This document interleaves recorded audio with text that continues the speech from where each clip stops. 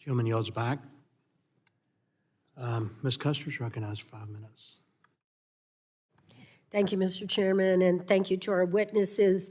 I just want to start by saying on the record, the Democrats are totally in favor of passing a farm bill, and it's the Republican leadership that's holding it up. So here we are at what may be the last energy subcommittee hearing of this Congress, and rather than examining the many issues facing our nation and its energy system, my colleagues on the other side of the aisle are once again trying to spin a partisan message about energy prices. The majority seems more focused on partisanship than facts. So here are the facts. Under President Biden, the United States is producing more energy than ever before. In fact, the United States produces more oil and natural gas than any other country. Thanks in part to this record energy production, wholesale natural gas prices are 30% lower under President Biden than they were under President Trump. Gasoline in my district right now is $3.19. Record U.S. energy production is also helping our allies, providing energy security to our friends and reducing the influence of malevolent foreign regimes. Thanks to the work of the Biden-Harris administration and House Democrats, we've also set the stage for the United States to dominate clean energy markets. The Inflation Reduction Act is turbocharging U.S. investment in renewable energy projects, helping to drive down U.S. carbon emissions. In 2023, carbon emissions from the electric power sector declined by 7%. If we pass meaningful permitting reform to help us speed the construction of new transmission projects and the relicensing of existing hydropower facilities, both issues that Democrats on this committee are working hard to accomplish but have been thwarted by the Republican partisanship, we can continue to drive down carbon emissions and meet the Biden-Harris administration's carbon goals. The Inflation Reduction Act is also turbocharging investment in the domestic manufacturing needed to supply future clean energy projects. This domestic manufacturing means new jobs, and the Biden-Harris clean energy agenda is creating a green-collar workforce for the future.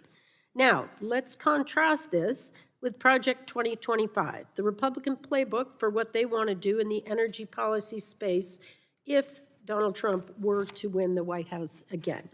Project 2025 would repeal all energy efficiency standards for appliances. These energy efficiency standards are predicted to save Americans over $1 trillion in energy costs over the next 30 years. Mr. Higgins, my first question is for you. How would actions like eliminating energy efficiency standards impact hardworking American families? The energy efficiency standards are set to save almost $2 billion a year in energy costs, and eliminating the opportunity to continue to improve efficiency standards or even rolling those back would just make it harder for people to afford their monthly budget. And to pay their bills. Thank you. Project 2025 would also undermine the independence of regulatory commissions like the Federal Energy Regulatory Commission and the Nuclear Regulatory Commission. Mr. Higgins, my second question is to you. How would curtailing the independence of these regulators hurt hardworking American families?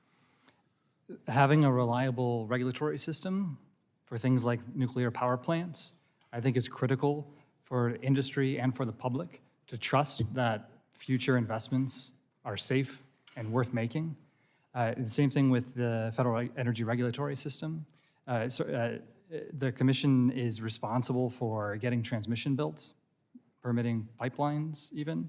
And if we can't have a reliable regulator who plays fair and addresses the problems of today, we're gonna have trouble building the new grid that we need to remain competitive globally and see economic growth. Would you venture to have an opinion as to whether Project 2025 will raise or lower energy prices for hardworking American families? I'm confident, based on modeling I've seen and the analysis of the programs, that Project 2025, if implemented, would raise energy costs, not just above where we're hoping they will decline to, but above where they have been. Including farmers? Yes, I would think so. There's more than $20 billion in the Inflation Reduction Act that we hope will see renewed in the Farm Bill that will help diversify the revenue streams for farmers. And this is helping to protect small businesses even as they face fluctuating commodity prices influenced by energy costs and extreme weather. Thank you. With that, I yield back. Chair yields back. I'll now go to Mr. Weber for 5 minutes.